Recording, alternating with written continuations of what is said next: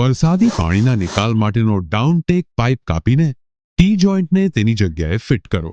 T જોઇન્ટવાળા પાઇપના છેડે flush વાલ્વને લગાવો. T જોઇન્ટના ત્રીજા છેડાને પાઇપથી ફિલ્ટરના ઇનલેટ સાથે જોડો. સ્પિરિટ લેવલથી ફિલ્ટરનું યોગ્ય સ્તર સુનિશ્ચિત કરો. દિવાલ પર 4 નિશાન બનાવો અને ડ્રિલ મશીનનો ઉપયોગ કરીને છિદ્રો ડ્રિલ કરો. સ્ક્રૂનો ઉપયોગ કરીને ફિલ્ટર ઇન્સ્ટોલ કરો. સ્વચ્છ પાણીના આઉટલેટ પર નિયુક્ત જગ્યાએ ફિલ્ટર એલિમેન્ટ 2 મૂકો. કવર્ડ ફિલ્ટર એલિમેન્ટ 1 ને યુનિટમાં મૂકો.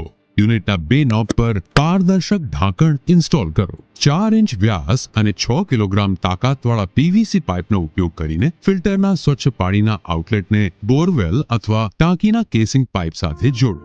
હવે તમારું ની રેન વરસાદી પાણીનો સંગ્રહ કરવા માટે તૈયાર છે.